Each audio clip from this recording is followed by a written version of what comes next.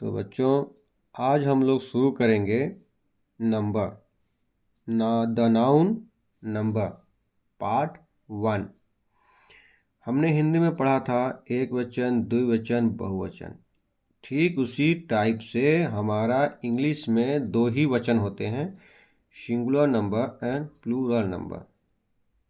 ठीक है, सिंगुलर से एक संख्या का जानकारी मिलेगा, प्लूरल से एक से अधिक संख्याओं की जानकारी मिलेगी।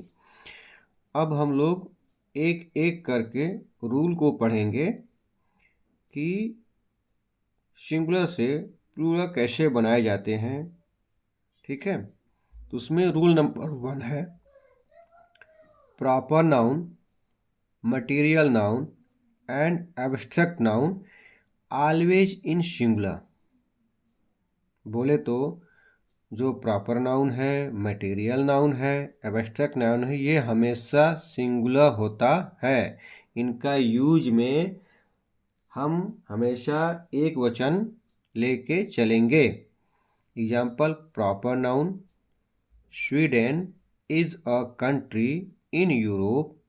ठीक है, मैंने बताया था सबसे पहले डिसमेंटल करना है सेंटेंस का।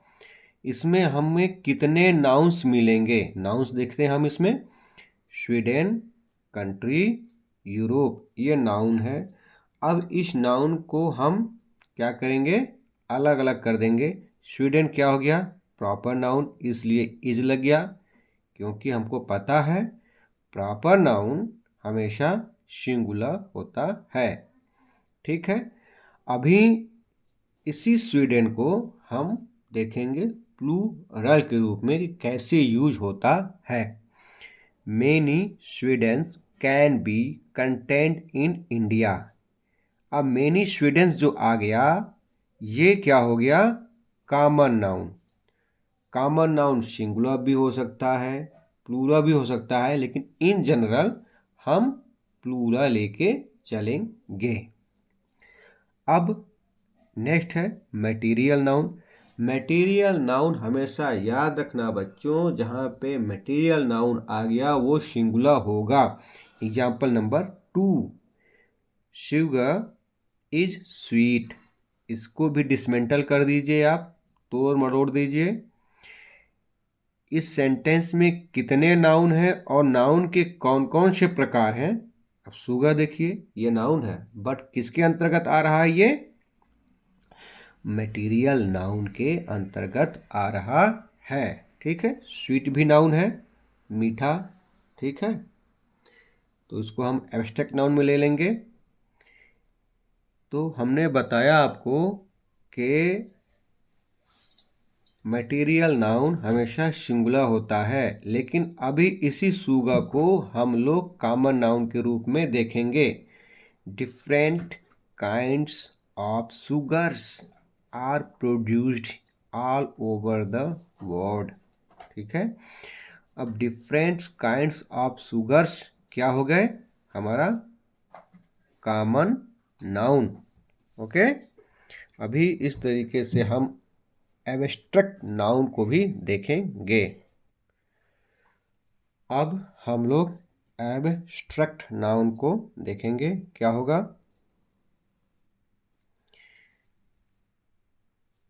Kindness is the great quality of human character.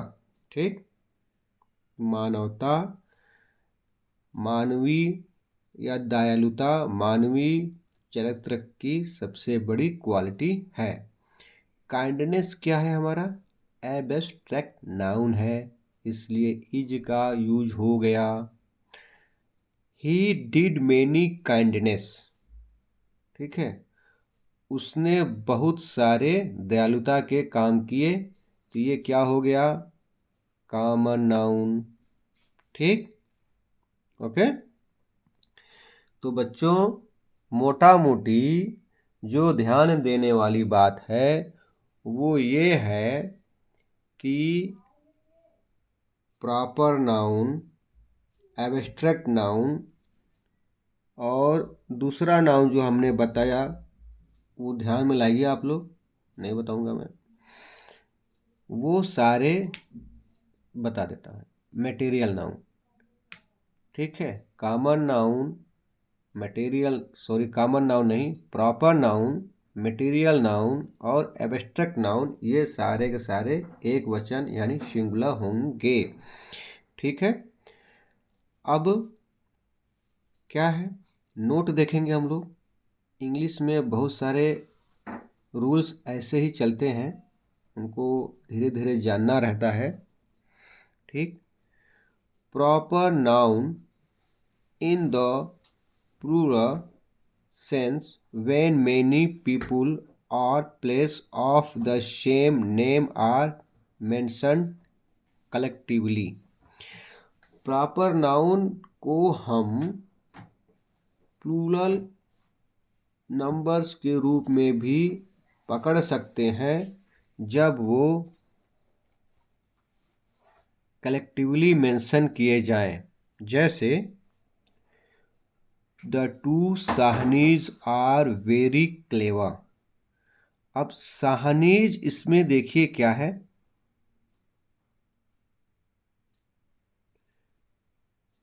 Proper noun है मगर दो की बात की गई है इसलिए ये प्लूरल है। The Goyals are the richest person of the city. अब गोयल्स जो यहाँ पे यूज हो रहा है वो क्या है,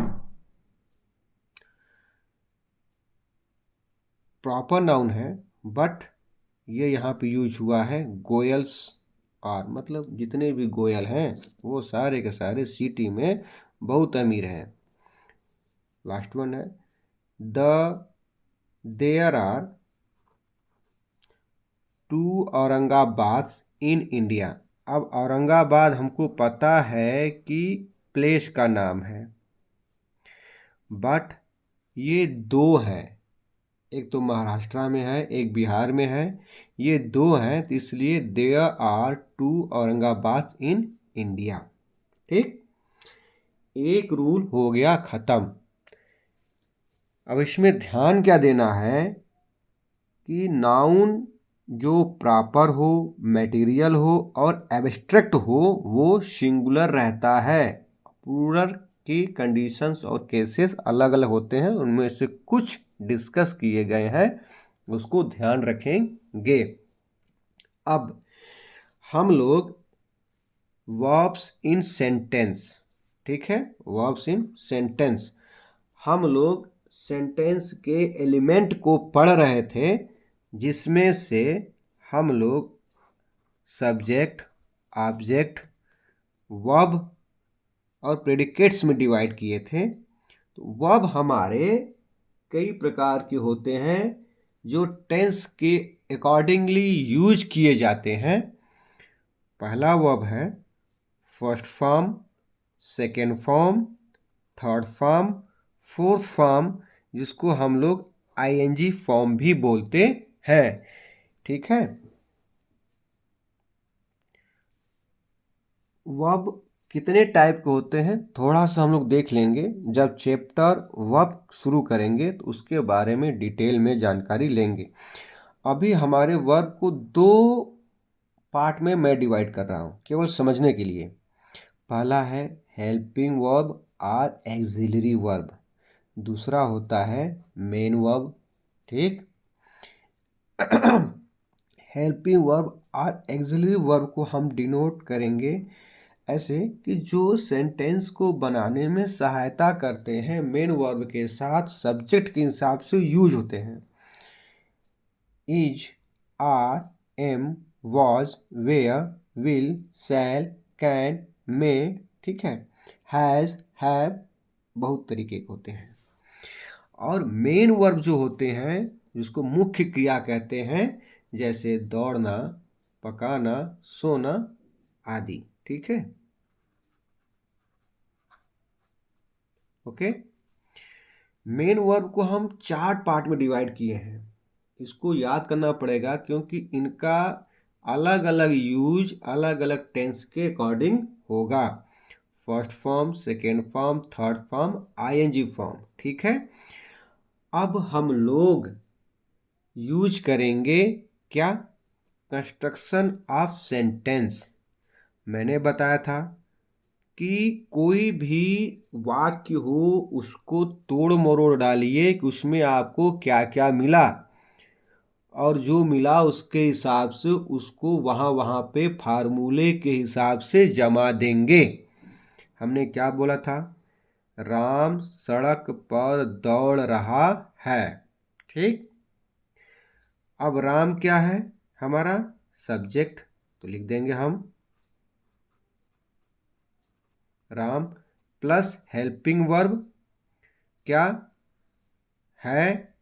राम के हिसाब से हम यहाँ पे लगा देंगे इज, फिर मेन वर्ब दौड़ रहा है रनिंग। ठीक। कहाँ दौड़ रहा है? सड़क पर।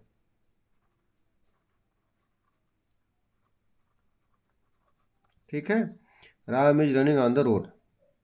ठीक है, ओके, आज के लिए इतना काफ़ी है। ठीक है बच्चों।